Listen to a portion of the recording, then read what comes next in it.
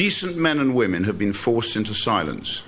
I say no more. We failed those girls, and heads must roll.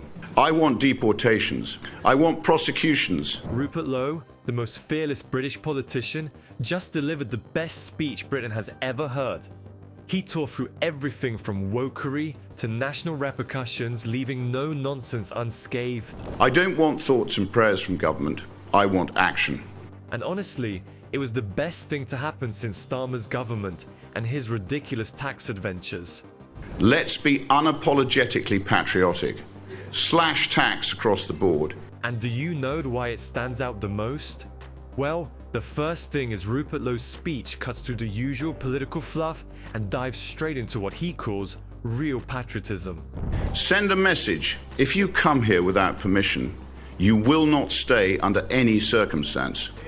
No sugarcoating, no half measures, just a call to bring back a Britain that, according to him, has been buried under decades of political correctness, indecision, and globalist distractions. Enforce the border. Deport those with no right to be here. Accept biological reality. Fight back against wokery. Bulldoze nonsensical foreign aid. He doesn't tiptoe around topics or cushion his words for fragile ears. He wants the country to embrace its history, its identity, and, most importantly, its backbone. At the core of his speech is a rather interesting choice. Essex. Yes, Essex, the land of no-nonsense, straight-talking, and an undying commitment to common sense. Essex is a good place, filled with good people. The Essex man. A fine blend of Roman settlers and the Catavalorni. Lowe paints Essex as more than just a county. It's a mindset, a symbol of everything Britain should aspire to be again. Where other politicians romanticize global cooperation and diplomatic subtleties, Lowe looks at Essex and sees a place where hard work, merit, and self-reliance aren't just empty buzzwords. I say the country would be in a much better place with more Essex men in charge. It's his way of holding up a mirror to a nation he believes has lost its edge, comparing it to the sharp, clear-cut logic of Essex life.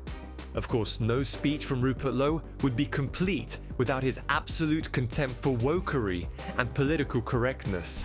Eradicate DEI, deliver sensible infrastructure, carpet bomb public sector waste, brutally crack down on crime, and plenty more.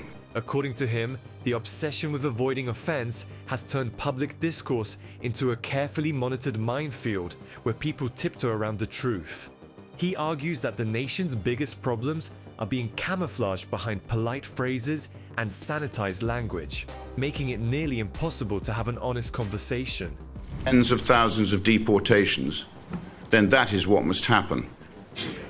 I want prosecutions for anyone in any position of authority. His solution: rip off the filter, throw out the safe words, and let people actually say what they mean. Because in his world, real solutions don't come from avoiding the problem. And then there's the grand plan: nation first. No more prioritizing international agreements, global trends, or what foreign leaders think Britain should be doing. Lowe is all about putting Britain, and more specifically, hard-working Britons, before everything else. Not just their dismissal, criminal prosecutions must follow. He talks about scrapping the identity politics and replacing them with a simple principle: competence over quotas, merit over buzzwords.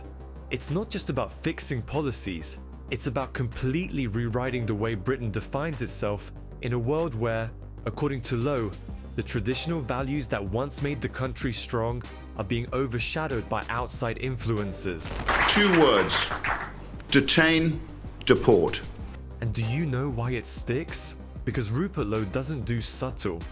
His speech isn't just words, it's a verbal sledgehammer designed to leave a dent in your brain.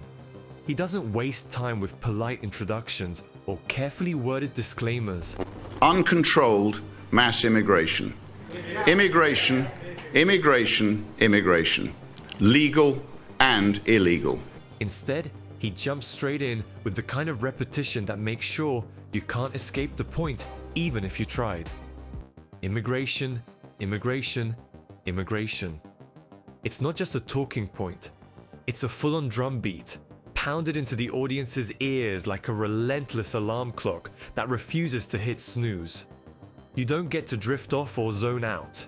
He makes sure of that. If raising legitimate concerns about thousands and thousands of unchecked foreign males illegally entering our country makes me far right, then so be it. And it's not just the repetition, it's the delivery. Lowe doesn't do half measures. Every sentence is sharpened, every statement is deliberate, and every shocking claim is meant to make people sit up and listen. He doesn't dance around controversial topics, he grabs them by the collar and throws them right onto the table. If believing that immigration should be strictly controlled and designed to solely benefit the British people makes me a bigot, then so be it. He ties immigration to crime, cultural shifts, and everything he sees as Britain's downward spiral. And if you thought he'd water it down for political safety, you clearly don't know Rupert Lowe. But here's where things get tricky.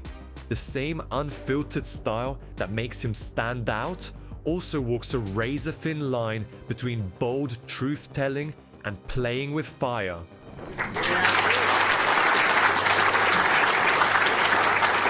I do not care, and nor should you. For too long, our language has been policed and censored. Decent men and women have been forced into silence. I say no more. On one hand, he's celebrated for cutting through what he calls political correctness and saying the things others won't. On the other hand, the sheer force of his language means he's constantly one step away from accusations of stirring the pot too much. The boundary between free speech and extremism is a fine one, and Lowe doesn't just toe the line, he dances on it. Sinister attitude led to the mass rape of young working-class white girls by mainly Pakistani men on an industrial scale. That is a rotting stain on our country's history. And then comes the solution, if you can call it that. Lowe doesn't just criticize immigration policies, he calls for an outright overhaul. We must eradicate the poisonous diversity industry. No slow reform, no half measures, he demands immediate detentions, mass deportations, and border crackdowns like Britain's in a state of emergency. His message is clear, the system isn't broken, it's failed, and the only way to fix it is to tear it down and start over. We failed those girls, and heads must roll. To him, the stakes aren't just high, they're existential. Anything less than total control over Britain's borders, in his view, is an open invitation for disaster. It's the kind of rhetoric that fuels both fervent support and fierce backlash, making sure that, love him or hate him, you're talking about him. We have been shown the way by one Donald John Trump. And if all of that wasn't enough, Lowe takes a page straight from the Trump playbook. No, scratch that, he takes the whole book. He doesn't just reference Trump, he openly praises him, treating his presidency as a political masterclass in disruption. I want justice for anybody involved in these rape gangs. Should feel the full force of the law. Race and religion must protect no one. He points to Trump's policies, shutting down diversity, equity and inclusion, DEI programs, dismantling gender identity initiatives, as the exact kind of radical action Britain needs. The implication? If Britain wants a future, it needs to stop playing nice and start getting aggressive. Right now, as I speak to you tonight, never forget that. Many of these monsters have even been released back into the same communities where the children they raped reside. Lowe doesn't just admire Trump, he wants to import his entire political style, complete with the unapologetic rhetoric, the bold reforms, and the willingness to bulldoze through any opposition. But here's the gamble, because make no mistake, it's a gamble. Britain isn't America, and while Trump's playbook might have electrified American politics, transplanting it onto British soil is a risk of its own. I don't want thoughts and prayers from government, I want action. Lowe knows that.